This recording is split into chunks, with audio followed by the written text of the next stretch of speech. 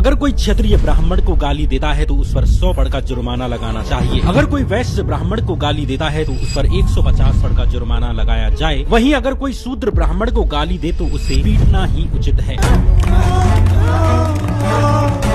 ये मैं नहीं कह रहा, ये कह रही है हिंदू धर्म की कॉन्स्टिट्यूशन मानी जाने वाली मनुस्मृति। मनुस्मृति के चैप्टर 8 के इन्हीं श्लोकों में मनुस्मृति आगे कहती है कि अगर कोई ब्राह्मण क्षत्रिय को गाली दे तो उसे मात्र 50 पड़ का दंड देना होगा। अगर ब्राह्मण वैश्य को गाली देता है तो उसे मात्र 25 पड़ दंड देना होगा। और अगर ब्राह्मण शूद्र को गाली दे तो उसे मात्र 12 पड़ का दंड देना होगा। पर उस जमाने की करेंसी थी जैसे आज रुपया होता है, यानी जैसी आपकी जाति वैसा ही आपको दंड और वैसा ही आप पर जुर्माना। हिंदू समाज में उसी प्रकार से हैं जैसे खेत को व्यवस्थित रूप से संचालित करने के लिए मेड़ बनाई जाती है। जाति ठीक हो सकती है लेकिन जातिवाद ठीक नहीं है। मनुस्मृति कहती है कि अगर कोई शूद्र ब्राह्मण क्षत्रिय वैश्य की स्त्री से अवैध संबंध बनाता है तो उसे मौत की सजा दी जानी चाहिए। मध्य प्रदेश में 25 साल के एक व्यक्ति को सिर्फ इसलिए मार दिया गया क्योंकि वो दलित समुदाय से आता था।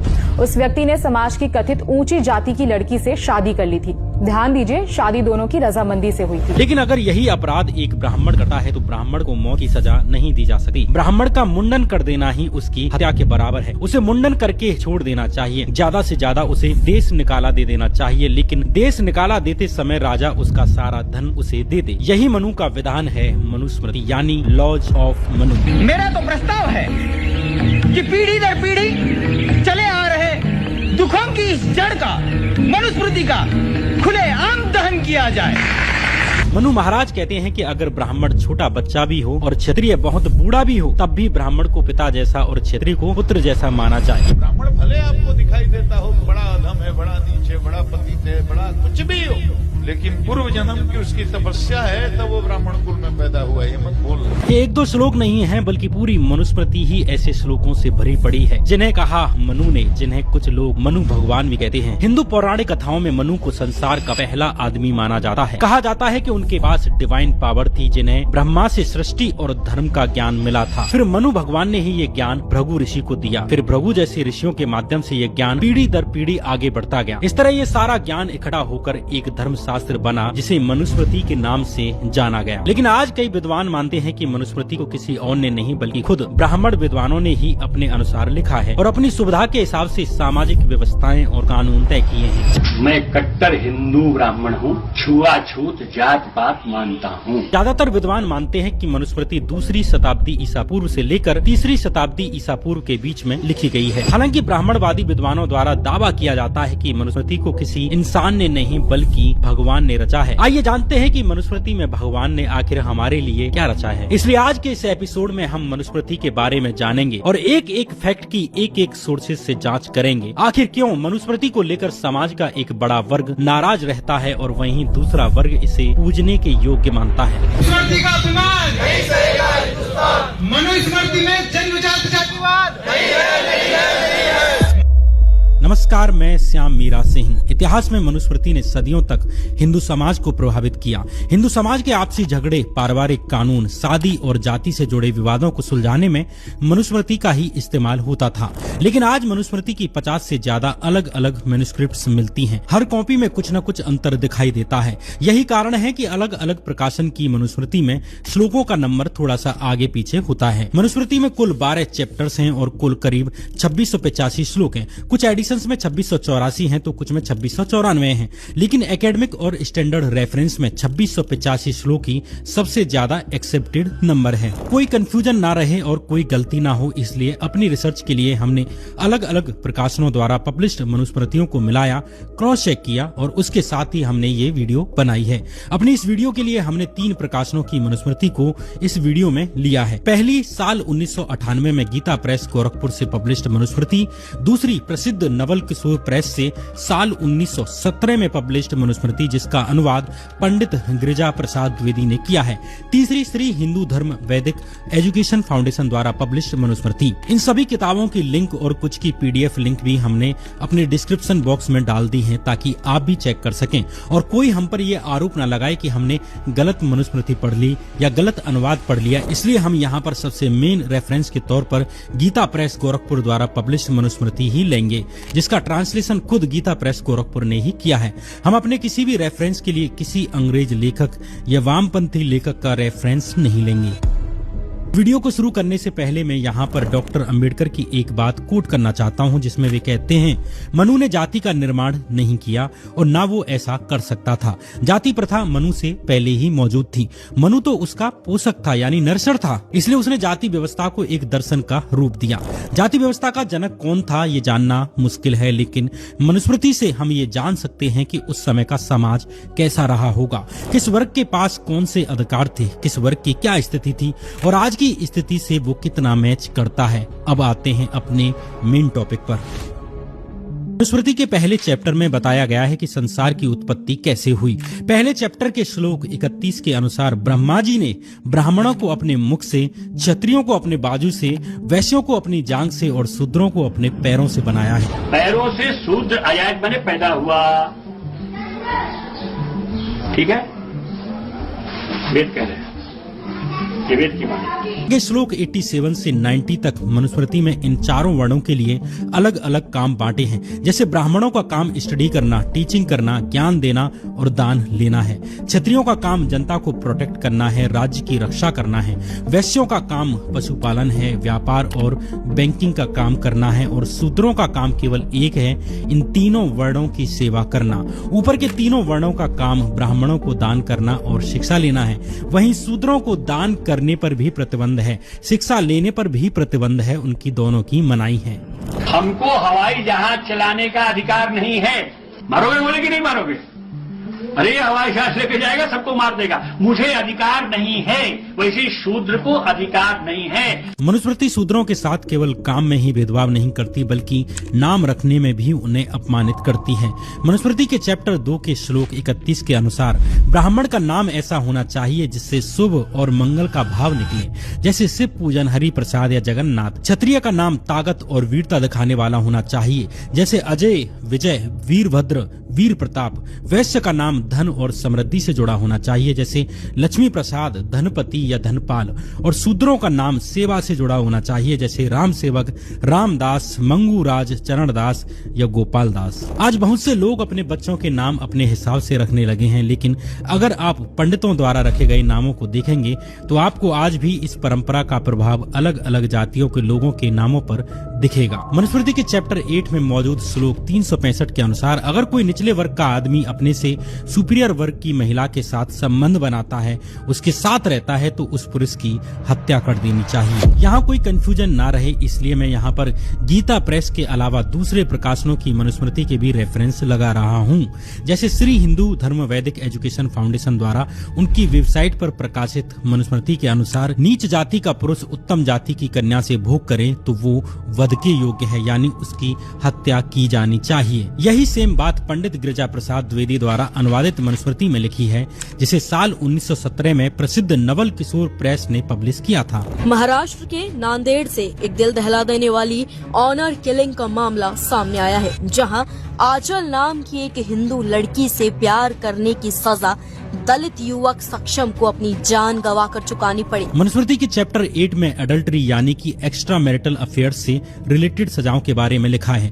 मनुस्मृति के श्लोक 374 में मनु महाराज कहते हैं कि यदि शूद्र किसी द्विज जाति की महिला यानी ब्राह्मण, क्षत्रिय, वैश्य महिला से संबंध बनाए और यदि वह अनप्रोटेक्टेड है, यानी उसका कोई स्वामी नहीं है, कोई गार्जियन नहीं है, तो उस शूद्र के अंग यानी कि उसके लिंग को काट देना चाहिए, उसकी संपत्ति को जब्त कर लेना चाहिए। लेकिन यदि उस महिला का कोई स्वामी है यानी वो गार्डेड है, तो इस स्थिति में उस शूद्र की हत्या कर देनी चाहिए। यदि यही काम कोई वैश्य करे तो उसे 1 साल की सजा दी जाए और उसकी पूरी संपत्ति जब्त कर ली जाए, और यही काम अगर कोई क्षत्रिय करे तो उसे 1000 का जुर्माना देना होगा और गधे के मूत्र से सर मुड़वाना चाहिए। यहाँ 2 और शर्तें, अगर वैश्य और क्षत्रिय किसी अनप्रोटेक्टेड ब्राह्मण कन्या से यानी कि ऐसी कन्या जिसका कोई स्वामी नहीं है उससे संबंध बनाते हैं तो वैश्य पर 500 पण और क्षत्रिय पर 1000 पण का जुर्माना लगाना चाहिए। लेकिन अगर वैश्य और क्षत्रिय में से किसी ने किसी ऐसी ब्राह्मण महिला के साथ संबंध बनाए जिसका कोई स्वामी है,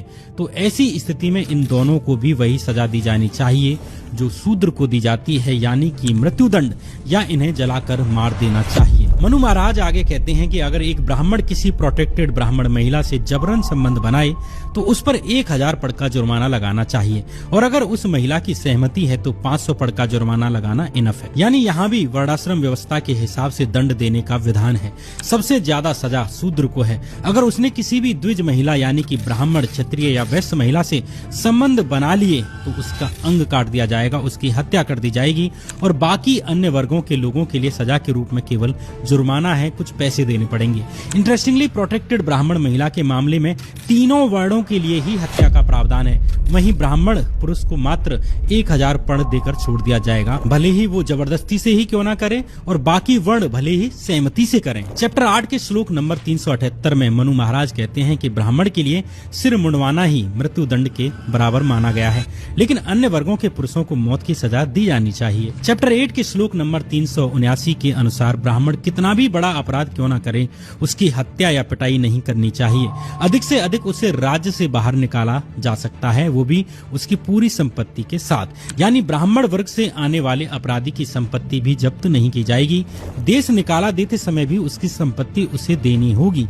ये मनु महाराज का आदेश है।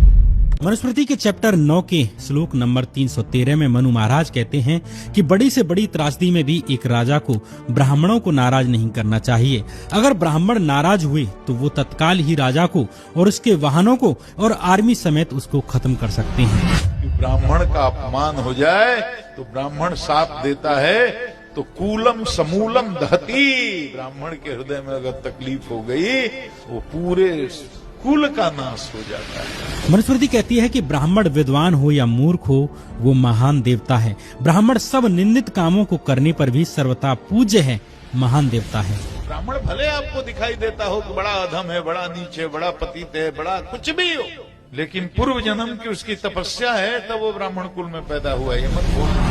मनुस्मृति पढ़ने पर पता चलता है कि उस वक्त शूद्रों को पूरे समाज से ही अलग थलग किया हुआ था, और नियम कानून के नाम पर उनके साथ सबसे ज्यादा कठोर और अमानवीय व्यवहार किया जाता था। चैप्टर 10 के 121 श्लोक में मनु महाराज कहते हैं कि शूद्र का मेन काम ब्राह्मणों की सेवा करना है। अगर शूद्र ब्राह्मण की सेवा करके अपने परिवार को नहीं पाल सकता तो वो क्षत्रिय की सेवा कर सकता है, और यदि क्षत्रिय की सेवा करके भी परिवार का पालन पोषण नहीं कर सकता तो वैश्य की सेवा कर सकता है। लेकिन लोक परलोक दोनों में सुख चाहने वाले शूद्र को केवल ब्राह्मणों की सेवा करनी चाहिए। ब्राह्मण सेवा ही शूद्र का एकमात्र काम है। मनुस्मृति में शूद्रों की सेवा के बदले मेहनताना का भी जिक्र है।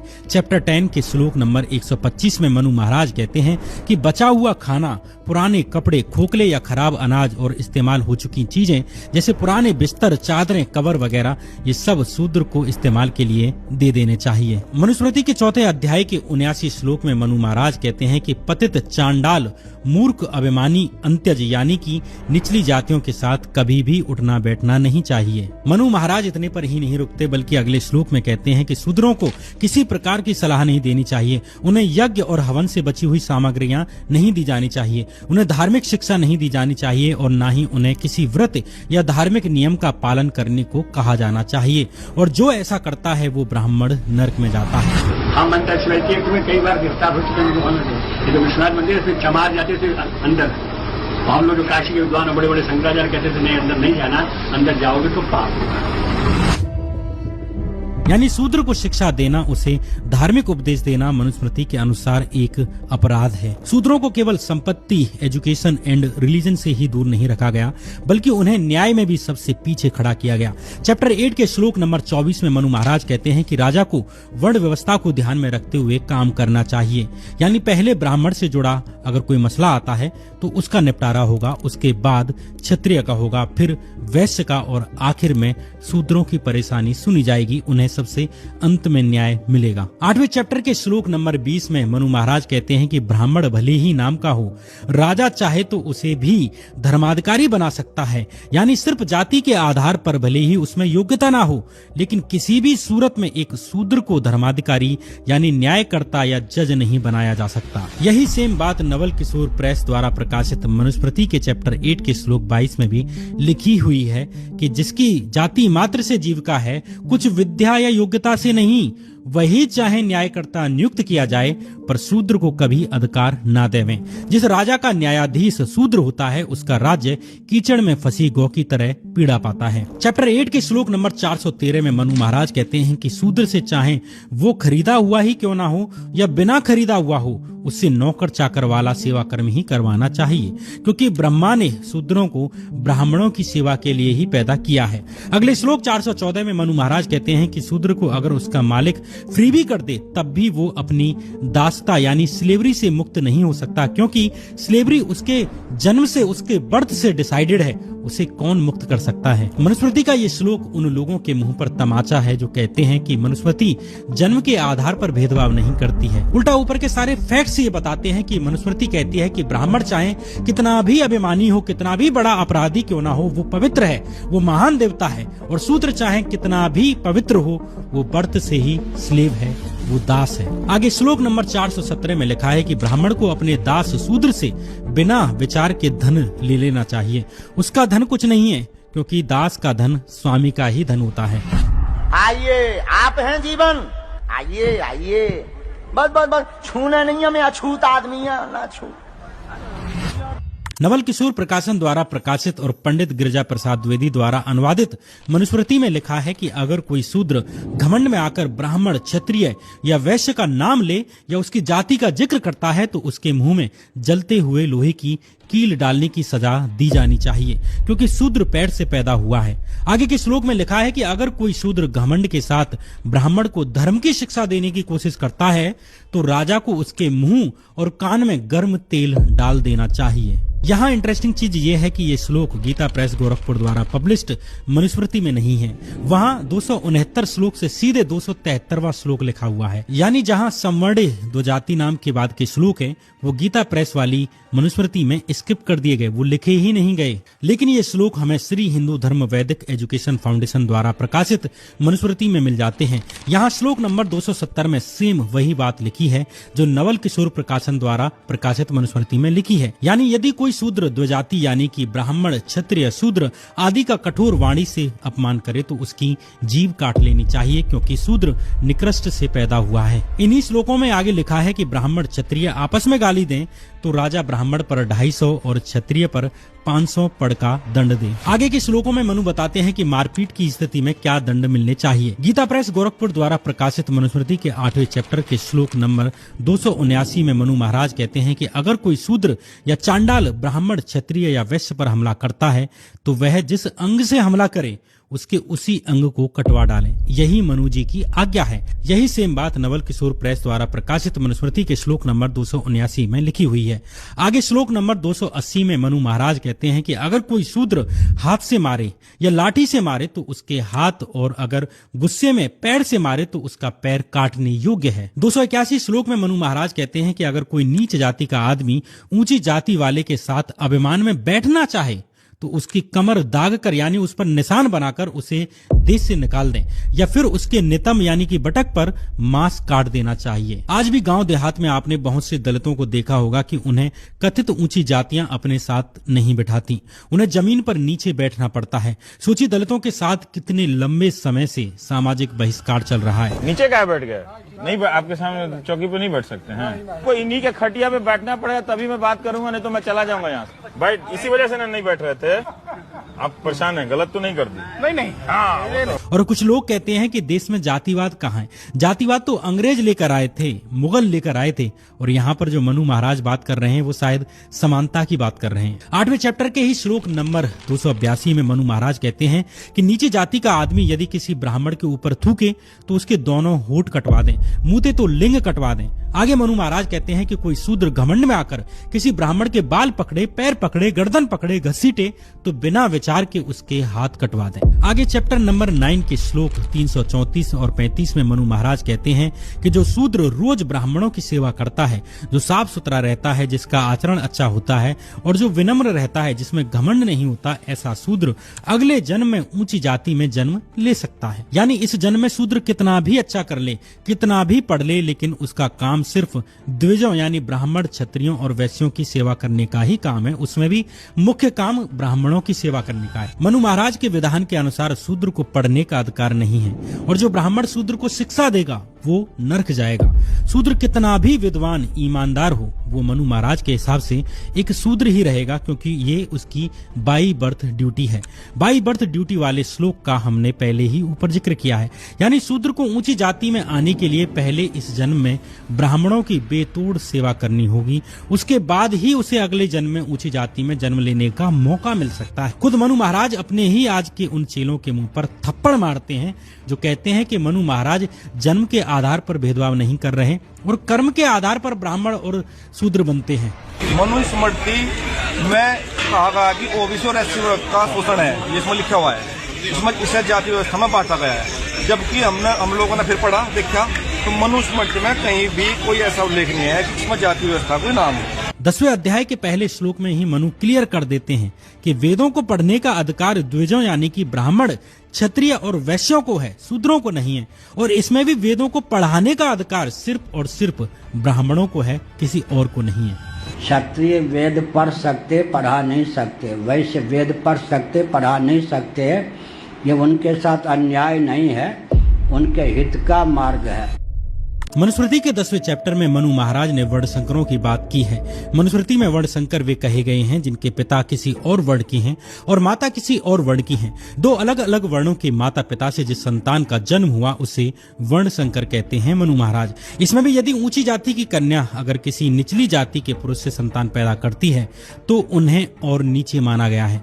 जैसे मनु के अनुसार अगर शूद्र पुरुष और वैश्य स्त्री से संतान जन्म ले तो उसे आयोगव कहा गया है। शूद्र पुरुष और क्षत्रिय स्त्री से जन्मे पुत्र को छत्ता कहा गया है। वहीं शूद्र पुरुष और ब्राह्मण स्त्री से जन्मे पुत्र को चांडाल कहा गया है। मनुस्मृति में इन सभी को हिंदू धर्म के चारों श्रेणी से अलग और समाज में सबसे नीचे दर्जे का माना गया है। इनमें किसी को मोची का काम दे दिया गया तो किसी को मछली मारने का, किसी को शमशान का और किसी को हाथ पैर दबाने का तो किसी को नाव चलाने का काम दिया गया। इन सबके यहाँ पर नाम और काम बताना मुश्किल है, लेकिन शॉर्ट में समझें तो वर्णशंकर लोगों को मनु ने चारों वर्णों से नीचे का दर्जा दिया है, क्योंकि मनु महाराज के अनुसार अपने वर्ण से अलग विवाह करना या संबंध बनाना एक बड़ा अपराध है। ऊपर मैंने बताया कि कैसे प्रोटेक्टेड ब्राह्मण स्त्री से संबंध बनाने पर मौत की सजा है और शूद्र के लिए तो किसी भी द्विज जाति की महिला से संबंध बनाने पर अंग काटने और हत्या करने का प्रावधान है, भले ही आपने वो सहमति से बनाए हों। इसलिए मनु ने वर्णशंकर संतानों और जातियों के लिए शूद्रों से भी अधिक कठोर नियम बनाए हैं। 10वें चैप्टर के 50 श्लोक से 55 श्लोक के बीच मनु महाराज कहते हैं कि चांडाल और स्वपक्ष को गांव या नगर के बाहर रहना चाहिए। उनके पास धन के रूप में सिर्फ कुत्ते और गधे होंगे। ये मुर्दों का कफन धारण करें, टूटे फूटे बर्तनों में भोजन करें। ऐसे लोगों के साथ किसी भी धार्मिक काम में संपर्क या मेल जोल नहीं रखना चाहिए। इनकी शादी और सामाजिक संबंध सिर्फ आपस में ही होने चाहिए। इन्हें भोजन भी अलग और इस्तेमाल किए हुए बर्तनों में ही देना चाहिए। रात के समय इन्हें गांव या शहर में घूमने की इजाजत नहीं होनी चाहिए। लावारिस शवों को ले जाने का काम भी इन्हें दिया गया है। यह खबर जानकर आप चौंक जाएंगे कि इस बार बच्चों ने मिड डे मील खाने से सिर्फ इसलिए इनकार कर दिया क्योंकि खाना बनाने वाली महिला दलित जाति से संबंध रखती है। आज भी आप ग्रामीण या शहरी इलाकों में ये देख सकते हैं कि नालियों और कूड़े की सफाई के बदले शूद्र जाति से आने वाले लोगों को बदले में मात्र रात की रोटियां दी जाती हैं। काम करने के बदले में बासी रोटी दे। ये मैंने खुद अपनी आंखों से अपने आसपास देखा है। आज भी शूद्रों को बर्तनों में भोजन या चाय पानी न देकर उन्हें प्लास्टिक के बर्तनों में या ऐसे बर्तनों में खाना दिया जाता है जिन्हें बाद में इस्तेमाल भी नहीं किया जाता, और इन्हीं जातियों के लोगों के द्वारा आने पर इन बर्तनों का इस्तेमाल किया जाता है। आज भी भारत के गांव में आप देख सकते हैं कि दलितों और कथित निचली जातियों के घर गांव के बाहर कोने में होते हैं। बहुत ही कम चांस होंगे कि दलितों के घर गांव के बीच में हों, ब्राह्मण, क्षत्रिय और वैश्यों के घरों के बीच में हों। ये सब सदियों से चलते आ रहा है। 10वें चैप्टर के श्लोक 129 में मनु महाराज ने यहाँ तक लिख दिया है कि शूद्र अगर धन कमाने में सक्षम भी है तो उसे धन इकट्ठा नहीं करना चाहिए। अपने पास धन जमा करके नहीं रखना चाहिए, क्योंकि पैसा होने के बाद ऐसा शूद्र सिर्फ ब्राह्मण को परेशान ही करता है। 10वें चैप्टर में मनु महाराज आपातकाल की स्थिति के बारे में बताते हैं। श्लोक नंबर 95 में मनु कहते हैं कि आपत्ति में पड़ा क्षत्रिय भी वैश्य का काम कर सकता है, लेकिन आपातकाल में भी एक क्षत्रिय ब्राह्मण की जीविका वाला काम नहीं कर सकता है। आगे श्लोक नंबर 98 में भी ऐसे ही वैश्यों के लिए कहा गया है कि आपातकाल स्थिति में एक वैश्य शूद्र का काम कर सकता है, लेकिन अपने से ऊपर के वर्ण यानी कि क्षत्रिय और ब्राह्मण के काम नहीं कर सकते। आगे श्लोक नंबर 96 में मनु महाराज राजा को आदेश देते हैं कि कोई भी लोअर क्लास का आदमी लालच में आकर या किसी भी अन्य कारण से हायर क्लास का काम करने लग जाए तो उसकी संपत्ति को जब्त करके तुरंत देश निकाला दे देना चाहिए। हमको हवाई जहाज चलाने का अधिकार नहीं है और हम ये कहें कि मिस्टर कैप्टन चला रहे इसलिए हम भी चलाएंगे। मारोगे बोले कि नहीं मारोगे? अरे ये हवाई जहाज लेके जाएगा सबको मार देगा। मुझे अधिकार नहीं है, वैसे शूद्र को अधिकार नहीं है। स्त्रियों को लेकर भी मनुस्मृति में वही स्थिति है जो लगभग घर में बैठे एक गुलाम की होती है। महिलाओं को पुरुषों की संपत्ति की तरह माना गया है। मनुस्मृति में एक तरफ महिलाओं को पूजने, सजाने और संवारने की बात की गई है तो दूसरी तरफ उसे बेहद कम अधिकार दिए गए हैं। जैसे चैप्टर 5 के 147 से 151 के बीच श्लोकों में लिखा हुआ है कि एक महिला को कभी भी फ्री नहीं छोड़ना चाहिए, चाहे वो किसी भी उम्र की हो, चाहे वो घर की 4 दीवारी के अंदर ही काम कर रही हो। आगे मनु महाराज कहते हैं कि एक महिला को बचपन में पिता के कंट्रोल में, जवानी में अपने पति के कंट्रोल में रहना चाहिए और पति की मौत के बाद अपने पुत्रों के कंट्रोल में रहना चाहिए, चाहे उसकी उम्र कितनी भी हो, उनकी आज्ञा में रहना चाहिए, क्योंकि एक महिला को स्वतंत्रता नहीं मिलनी चाहिए। ऐसा मैं नहीं कह रहा, मनु महाराज कह रहे हैं। आगे श्लोक नंबर 155 में मनु कहते हैं कि पतिव्रता स्त्री को अपने पति की सेवा करनी चाहिए, चाहे वो बदतमीज हो, चरित्रहीन ही क्यों ना हो, चाहे उसके अंदर कोई गुण ना हो। स्त्री को हर हाल में अपने पति की देवता के रूप में सेवा करनी चाहिए। चैप्टर 9 के श्लोक नंबर 46 के अनुसार पति चाहे अपनी पत्नी को बेच दे या छोड़ दे, फिर भी वह उसकी पत्नी ही मानी जाती है।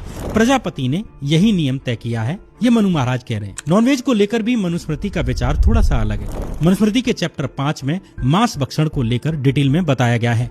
इंटरेस्टिंगली गोरखपुर प्रेस से प्रकाशित मनुस्मृति में से ये रिलेटेड कुछ श्लोक गायब कर दिए गए हैं। जैसे गोरखपुर प्रेस से पब्लिश्ड मनुस्मृति में श्लोक नंबर 10 से सीधे 21 श्लोक लिखा गया है, यानी बीच के श्लोक गायब। ऐसे ही श्लोक नंबर 25 से सीधे 37 श्लोक है, यहाँ भी बीच के श्लोक गायब हैं। इसलिए बीच के इन श्लोकों को जानने के लिए हम 1917 में नवल किशोर प्रेस से पब्लिश्ड हुई मनुस्मृति में गए, जिसका अनुवाद पंडित गिरिजा प्रसाद द्विवेदी ने किया है।